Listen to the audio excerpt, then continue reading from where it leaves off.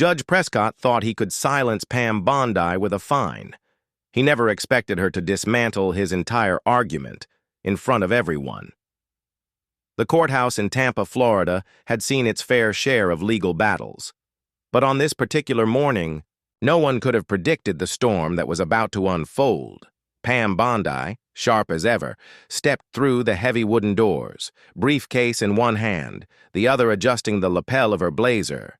She was here for what should have been a routine hearing, one she could argue in her sleep. As she made her way to the defendant's table, she felt the judge's eyes on her before he even spoke. Judge Alan Prescott, a man known for his no-nonsense demeanor, was staring. Not at her face, but at something just below her collarbone, a simple gold cross. The air in the courtroom shifted. A quiet stillness. Then, in a tone as sharp as a gavel strike, Prescott cleared his throat and leaned forward. "Miss Bondi, I must remind you that religious symbols have no place in my courtroom." Pam barely blinked. "Your Honor, you're wearing a cross. That violates the neutrality of this space. You'll need to remove it, or face a fine." A murmur rippled through the few spectators in attendance. The bailiff shifted uncomfortably. The clerk darted a glance at the judge, then back at Pam. This wasn't the first time a judge had tried to assert control over his courtroom in an unusual way, but it was the first time anyone had thought to fine a lawyer over a necklace. Pam didn't move. "I'm sorry, Your Honor, but my cross is no different than a wedding ring. Or a locket with a family photo inside." Judge Prescott's face remained unreadable. "That's not how I see it." He sighed, as if already growing tired of the discussion. "Either remove it, or I'll have to issue a fine for disregarding courtroom neutrality." For the first time in her career, Pam Bondi found herself fined, not for misconduct, not for a procedural violation, but for wearing a piece of jewelry. The fine wasn't the issue. It was what it represented. She didn't take off the cross. Instead, she folded her hands over her briefcase, her expression cool. She wasn't about to let this go. "Your Honor, before we continue, I'd like to address this issue formally." Judge Prescott raised a brow. "Address it?" "Yes. I'll be filing an objection, and would like to state my argument on record." The judge smirked, glancing at the clock on the wall. "Miss Bondi, I'm sure you're aware that this hearing is about a business dispute, not your personal grievances." Pam didn't flinch. "I'm also aware that the First Amendment doesn't take a recess for personal opinions." That got his attention. He leaned back in his chair, eyes narrowing slightly. The court reporter's fingers hovered over her keyboard. The room was now on edge, not because of a legal battle over a contract, but because a seasoned attorney had just challenged a judge's authority to his face. Pam knew she was walking a thin line, but backing down wasn't an option. "You're fining me for wearing a cross? Let's break that down. Legally, shall we?" The judge exhaled, rubbing his temples, but before he could respond, Pam was already reaching into her briefcase. She wasn't just going to argue, she was about to dismantle his entire premise, but Judge Prescott didn't realize just how deep of a hole he had started digging for himself. Pam pulled out a single sheet of paper from her briefcase, placing it carefully on the table in front of her. She didn't rush. Every movement was deliberate. Every second of silence was another tightening of the tension in the room. Judge Prescott sighed. "Miss Bondi, I don't have time for theatrics." Pam didn't blink. "Neither do I, Your Honor. But what I do have is a firm understanding of constitutional law." The judge leaned forward, his fingers laced together, as if bracing for whatever was coming next. "You're fining me for wearing a cross, claiming it violates courtroom neutrality. But tell me, Your Honor, what legal precedent are you basing that on?" The room was silent. The court reporter's fingers hovered over the keys. The bailiff barely shifted in his seat. Judge Prescott let out a slow breath. "This courtroom operates under my authority, Miss Bondi." Pam nodded. "It does. But that authority is not above the Constitution." She tapped the paper in front of her. "And under the First Amendment, personal religious expression is protected, especially when it does not disrupt proceedings." The judge scoffed. "You're an attorney, not a law professor." Pam smiled, but there was no warmth in it. "Then let's talk case law, shall we?" She picked up the paper. Tinker v. Des Moines, 1969. A landmark case that established individuals do not shed their constitutional rights when they enter a government institution, whether that's a school or a courtroom. Judge Prescott's jaw tightened, just slightly. He knew that case. Everyone in the legal field did. But Pam didn't stop. West Virginia State Board of Education versus Barnett, 1943. The Supreme Court ruled that compelling individuals to remove or hide symbols of personal belief is a violation of their First Amendment rights. She set the paper down gently. "Now, Your Honor, would you like me to keep going? Or would you prefer to reconsider that fine?" The judge's fingers tapped against the armrest of his chair. He was cornered, and he knew it. But his pride wouldn't let him concede. Not yet. "This is not a religious debate, Miss Bondi." Pam tilted her head. "Then why did you make it one?" A few quiet gasps broke out in the courtroom. Judge Prescott's face darkened. "Enough," he snapped, voice sharp, but his authority slipping. Pam leaned forward, voice steady. "With all due respect, Your Honor, I'll stop when I receive a legal justification for this fine, because so far, I haven't heard one." A long pause. Finally, the judge looked at the clerk. "Mark the fine as pending review." Pam smirked. "I'll take that as a temporary victory," but she wasn't done yet. The real fight was just getting started. Judge Prescott's face remained unreadable, but there was no mistaking the way he shifted in his chair. He had expected quiet compliance, not a full-blown constitutional challenge. The air in the courtroom was no longer just tense. It was electric. Pam could feel it. Every set of eyes was glued to her, watching, waiting. She had drawn a line in the sand, and now the judge had two choices: stand by his weak justification and risk humiliation, or find a way to backtrack, without losing control. But Prescott wasn't one to back down easily. "Miss Bondi," he began, his tone measured. "Courtroom rules exist for a reason. If I allow one form of personal expression, I open the door to all of them." Pam's lips pressed together. "You mean like the wedding bands worn by half the attorneys here? Or the lapel pins you allow on government officials?" Prescott's jaw tightened. "Pam didn't let up.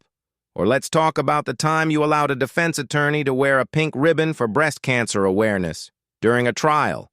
You had no issue with that." A few quiet murmurs broke out among the observers. Prescott shot a glare toward them. But the damage was already done. Pam had just exposed his selective enforcement. She sat back, crossing her arms.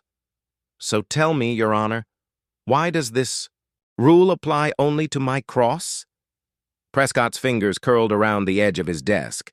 He was trapped, and everyone in that courtroom could see it. He had enforced an unwritten rule, based on personal bias, and now it was crumbling beneath him. For the first time since the hearing began, he didn't have a response. Pam didn't need to gloat. She just let the silence stretch long enough for everyone to absorb the reality of the situation. Then she delivered the final blow. "If you stand by this fine, Your Honor, I will be filing an appeal before the ink dries on the ruling.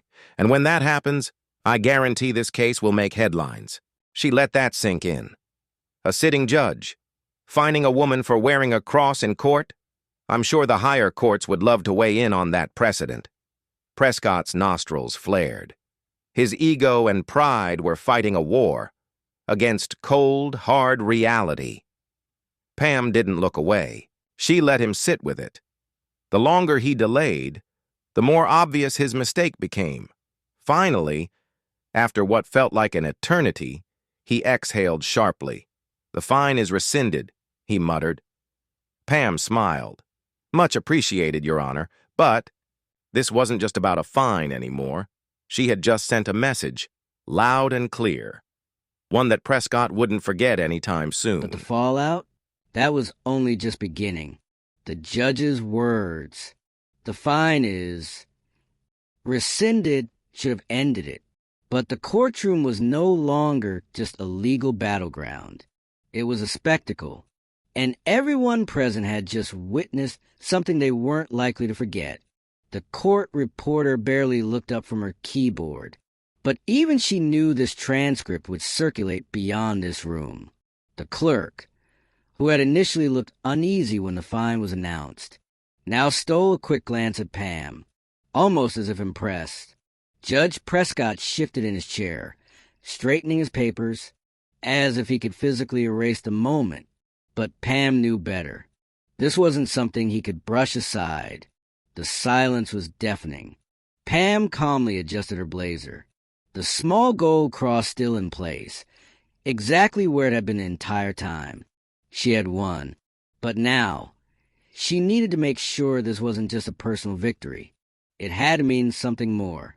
She turned to her client, a middle-aged business owner who had been the actual reason for this hearing. The man gave her a barely concealed nod of respect, his confidence in her only growing stronger.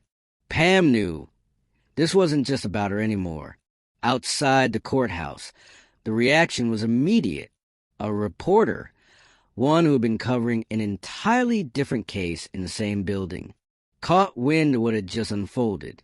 Within an hour, a local news website had posted the headline, "Florida judge attempts to fine attorney for wearing a cross, but doesn't go as planned." Pam's phone buzzed. Then again, and again. Colleagues, former law school classmates, journalists, people wanted to know what had just happened. But Pam wasn't interested in headlines or media spins. She had a bigger picture in mind. Her next step? Taking this case beyond just one courtroom skirmish. She wasn't naive. She knew that cases like these had ripple effects, whether she intended them to or not. This wasn't just about a single judge and a single attorney. This was a challenge to a precedent that hadn't yet been set, but very well could be. Would other judges attempt something similar? Would attorneys feel pressured to leave their personal symbols at home, just to avoid confrontation? Would this moment embolden others to push the boundaries of courtroom neutrality in ways that targeted personal beliefs? Pam wasn't going to let that happen. By that evening, the story had already taken on a life of its own. A well-known legal commentator on a conservative news station brought it up during a panel discussion. On social media, heated debates broke out between those who supported the judge's stance and those who saw Pam's defiance as an important stand for constitutional rights.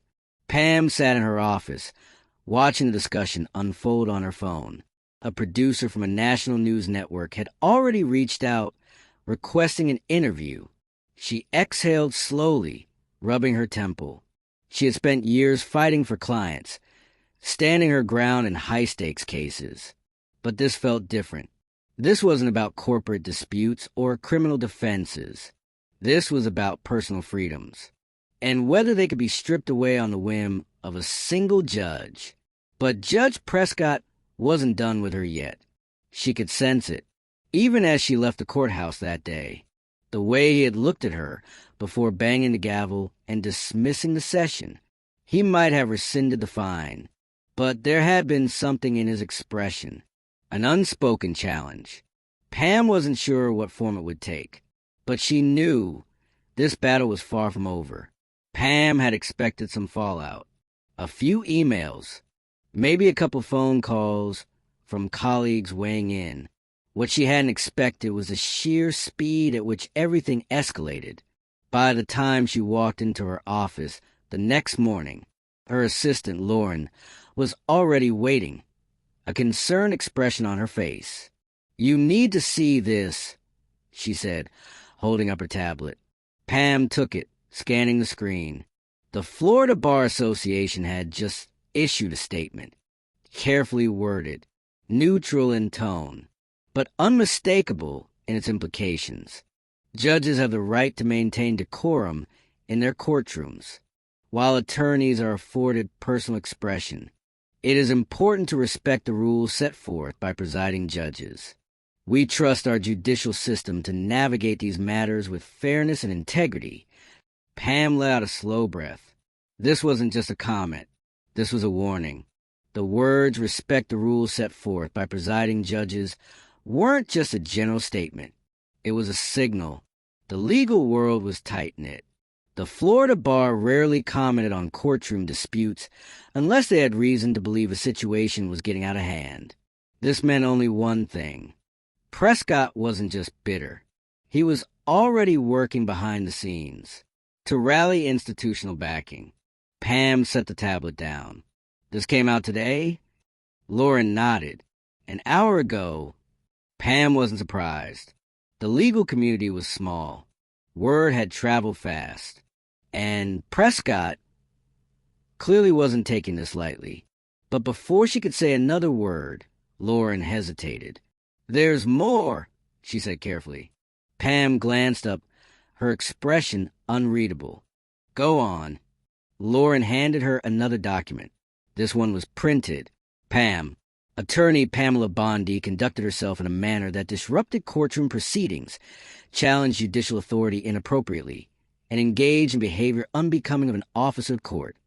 Pam couldn't help it. She let out a short, humorless laugh. "Unbecoming," she muttered, shaking her head.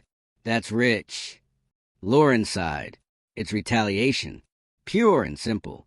Pam leaned back in her chair, tapping her fingers against the armrest. She wasn't angry. She was calculating. Prescott wasn't just looking for payback. He was trying to set an example. He had been embarrassed in his own courtroom, and now he was using the system to reassert his power. By filing this complaint, he was flipping the narrative. No longer the judge who overstepped, but the judge who had been disrespected. And Pam? He was trying to paint her as the hot-headed attorney who challenged him just to make noise. Pam had seen this move before. It was an old tactic. Turn the accuser into the accused, bury the real issue beneath paperwork and procedure. But she wasn't going to let that happen. "What's the process on this?" she asked. Lauren exhaled. "You'll have to file a response within 10 days. If the complaint moves forward, it goes to a formal review." "Who oversees the review?" Pam asked. Lauren hesitated. "A panel, judges and senior attorneys." Pam almost smiled. If Prescott thinks this is going to stay quiet, he picked the wrong opponent. Lauren studied her closely. "What do you want to do?" Pam took a slow breath, then picked up her phone. "If he wants to fight, he's going to get one. And this time, the whole country's going to watch." Her actions had exposed a dangerous precedent, one that needed to be addressed. And then came the statement Pam had been waiting for. The Florida Judicial Review Board announced that, due to the media attention, they would be reviewing Judge Prescott's conduct to determine whether his ruling had violated judicial ethics. Pam leaned back in her chair, exhaling deeply. This was no longer just about her. This was about every attorney, every defendant, every person who had ever stepped into a courtroom, wondering whether their rights could be stripped away with the stroke of a judge's pen. Lauren walked in, holding up her phone. "You're going to want to see this." Pam took it and pressed play. It was Prescott. He was standing outside the courthouse. Cameras flashing, microphones surrounding him. His expression? Stiff. His tone? Cold. The statement was short. Too short for someone trying to defend himself. "I have always upheld the integrity of this courtroom. The actions taken were in the interest of maintaining neutrality. However, I respect the judicial review process and will cooperate fully." Pam almost laughed. "Neutrality?" she muttered. "He's still trying to play that card." Lauren crossed her arms. "He's trying to save face." Pam nodded. "And failing, because this wasn't going away." The Judicial Review Board had a decision to make. If they ruled against Prescott, it wouldn't just be a professional embarrassment. It would set a legal precedent. One that protected people like Pam from ever facing this kind of retaliation again. But even if they didn't formally reprimand him, he had already lost where it mattered most: his reputation, his credibility, his authority.